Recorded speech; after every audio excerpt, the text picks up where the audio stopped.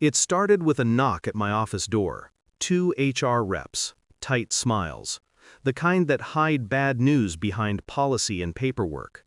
Can we talk privately? By the time they said the words sexual assault allegation, I already knew my life was over. Not because it was true, but because in corporate politics, truth doesn't matter. Perception does. They said a coworker, Maya, claimed I'd cornered her after a late meeting. I barely spoke to her outside project updates. But the details in her statement, they were precise. Too precise. The date, the time, even the cologne I wore. That was the first red flag. Because the cologne? I'd stopped using it months ago.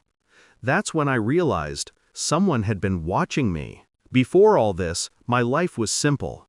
I had a solid job, a new promotion, and an ex I was still learning to forget.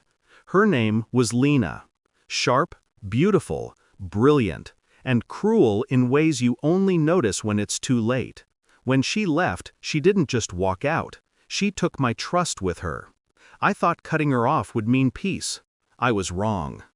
HR suspended me pending investigation. No contact with staff, no access to emails. My name stripped from the company site like I'd never existed. Maya didn't look at me in the hearings. She trembled through her rehearsed story while her lawyer nodded along. And I just watched, silent. Because something about her fear looked coached, like a performance she didn't fully believe in.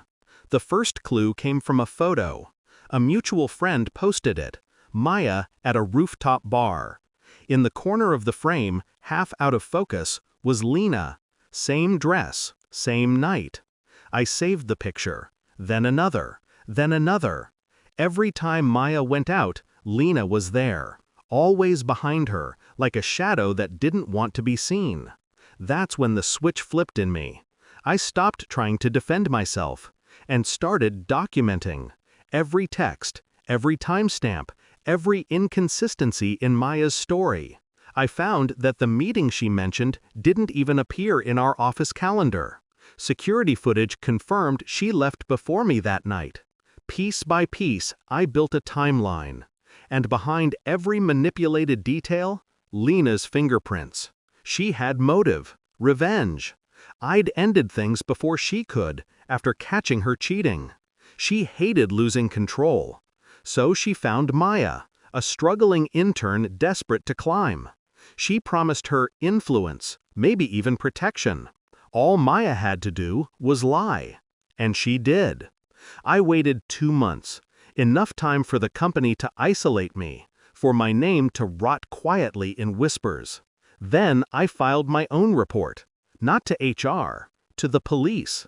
False accusation, defamation, conspiracy. I submitted everything.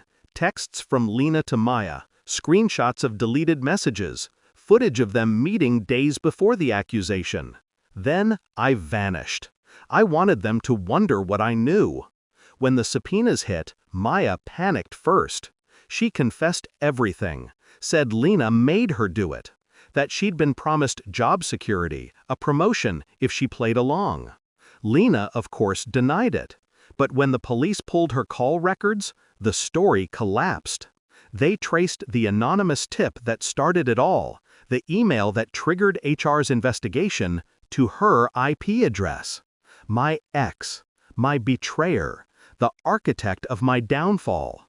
The confrontation wasn't loud. It didn't need to be. I met her outside the courthouse after her bail hearing. She looked at me like she expected rage. All she got was silence. "You destroyed my life," she spat. I smiled. "No," I said, "you destroyed your own. I just documented it." That's when it hit her, the truth. The realization that every move she'd made, every lie she'd whispered, was part of the story I'd been quietly writing. Her story, her confession, in her own actions. The company offered me a settlement to keep quiet. I refused. I wanted a public apology, and I got it. Maya lost her job. Lena faced charges for defamation and witness manipulation. Both vanished from social media, like ghosts wiped clean. But I didn't celebrate. Revenge isn't about victory, it's about balance. I didn't ruin them, I just returned what they'd sent my way, amplified through truth. Now, when people ask about the gap in my resume, I tell them it was a year of clarity. A year I learned how easily love turns to weaponry. How silence, when used correctly, becomes the sharpest blade. Because in the end, I didn't need to shout my innocence. I just needed to prove theirs was an illusion. And I did, one document at a time.